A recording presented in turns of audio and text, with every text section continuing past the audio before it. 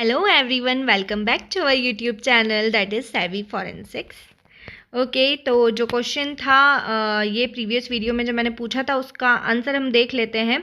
In the case of electrophoresis of single standard DNA, अगर कोई ऐसा इलेक्ट्रोफोरेसिस का केस है जिसमें सिंगल स्टैंडर्ड डीएनए और आरएनए को हमने यूज़ करना है, तो कौन सा टाइप का हम जेल यूज़ करते हैं?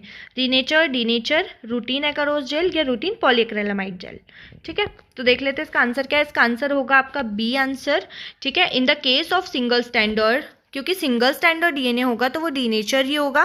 डीनेचर कैसे होगा? अगर डीएनए हमारे पास में है, इसको हम ब्रेक डाउन करेंगे, ठीक है, तो वो कैसे हो जाएगा? ये सिंगल स्टैंडर्ड में हो जाएगा। तो ऑब्वियसली इसको पहले हमने क्या किया है, डीनेचराइजेशन की प्रोसेस करी है इस पर। ठीक है, एक्सप्लेनेशन देख लो।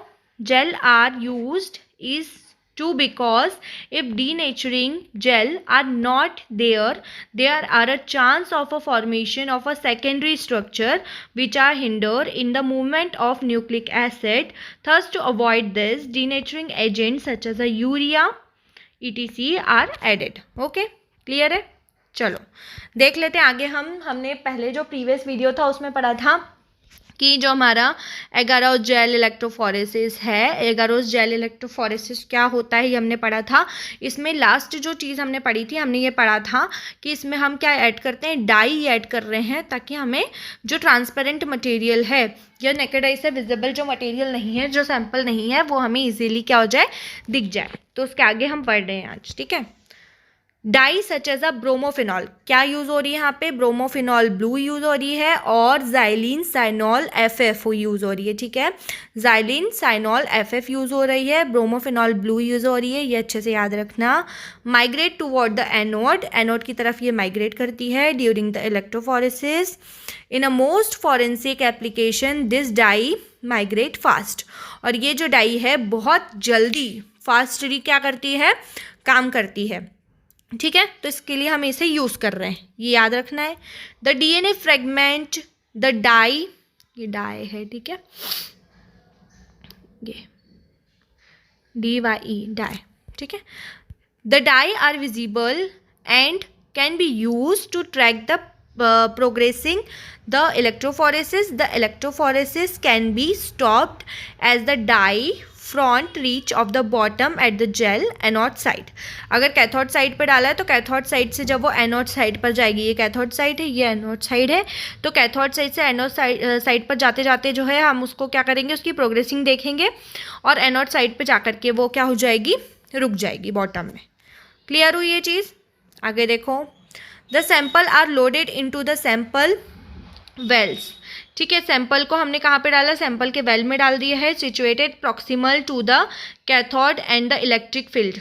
ठीक है, ये जैसे ये यहाँ पे तुम्हारा वेल है, ये किस साइड पे, कैथोड वाले साइड पर है।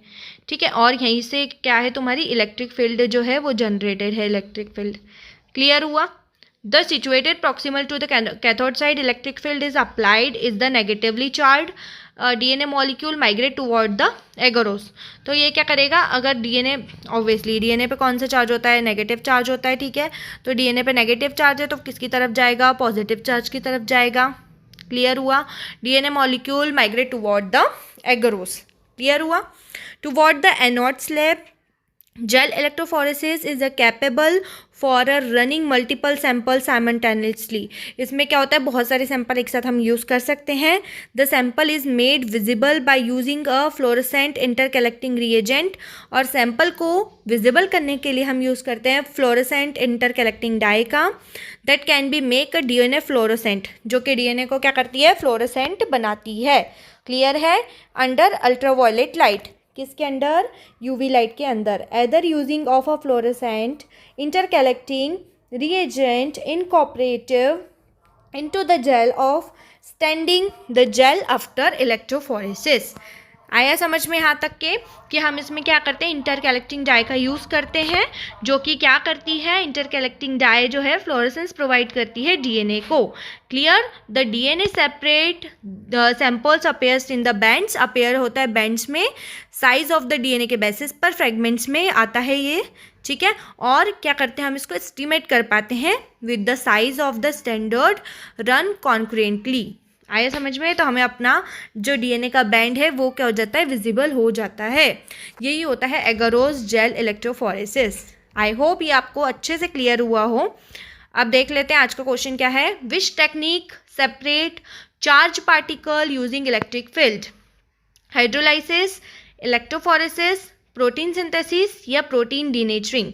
इसका आंसर जो है वो आप बताएंगे कमेंट में, ठीक है। नेक्स्ट वीडियो में इसका आंसर मैं रिवील करूँगी। Okay, thank you, thanks for watching.